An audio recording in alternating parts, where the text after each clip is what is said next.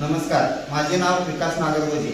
आज परत एकदा बेडक ग्रामपंचायतीचा भोंगळ कारभार पाहायला मिळाला। माननीय ग्रामविकास अधिकारी सुनील कोरे साहेब यांना आज तारीख अखेर मी 5 माहिती अधिकाऱ्याबद्दल माहिती मागितली असता मला कोणतीही माहिती उपलब्ध झालेली नाही।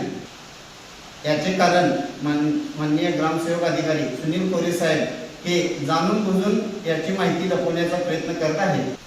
भ्रष्टाचाराने माखलेल्या या भ्रष्ट अधिकाऱ्यावर कायदेशीर कारवाई करण्यात यावी, अन्यथा आम्ही कायदेशीर लढाई लढू।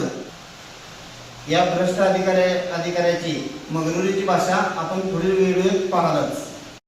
साहेब, आम्ही तुमच्यासंग बोलतोय, तुम्ही खाली बघायला लागलाय। तुमच्यासंग बोलले, आम्हाला हे उत्तर द्यावं। त्या अर्जाचं काय झालं?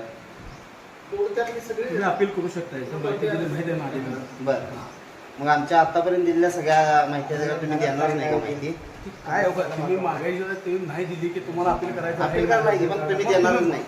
तुम्ही देणारच नाही का? मग दिले ना अधिकार। बरं सर, साहेब आयडी कुठे आहे? बरं ना साहेब, आपल्या आयडी कुठे आहे? शासनाचे आपले प्रशासकीय अधिकारी आहे ना आपण, तुम्ही आयडी काय घालत नाही? 500 रुपये अण्णा साहेब, आपण आयडी का घालत नाही?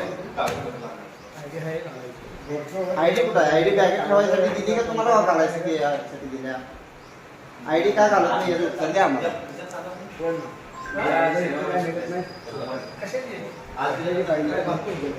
उद्यापासून नाही, तुम्हाला मी आज 3 महिने झालं बघतोय तुम्ही असं देताय बिगर आयडी।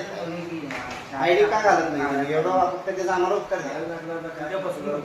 उद्यापासून तुम्ही का घालत नाही? पण उद्यापासूनच का? आजपर्यंत आज तारखेला तुम्ही हजर झाल्यापासून आयडी घातली का? आयडी घालत नाही तुम्ही? रोज नाही, तुम्ही मी आतापर्यंत येतोय तेव्हापासून तुमच्याकडे आयडी नाही। आज घातलेली नाही आज नाही, तुमच्याकडे माझ्याकडे 3 महिन्याचा ग्रुप आहे तुमचा। तुम्ही 3 महिन्यात कधी आयडी घातली? आयडी कुठे आता दाखवणार? आयडी कसं काय? तुम्ही कामावर आयडी विसरून येता तुम्ही?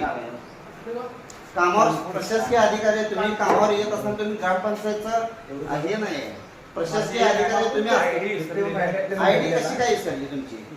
प्रशासकीय अधिकारी तुम्हाला कंपल्सरी आयडी आहे, आयडी का घालत नाही? ठीक आहे, आम्हाला तुमची तक्रार करायला लागणार। आम्हाला आयडी तुम्ही प्रशासकीय अधिकारी आयडी वापरत नाही, तुमची तक्रार करायला लागणार।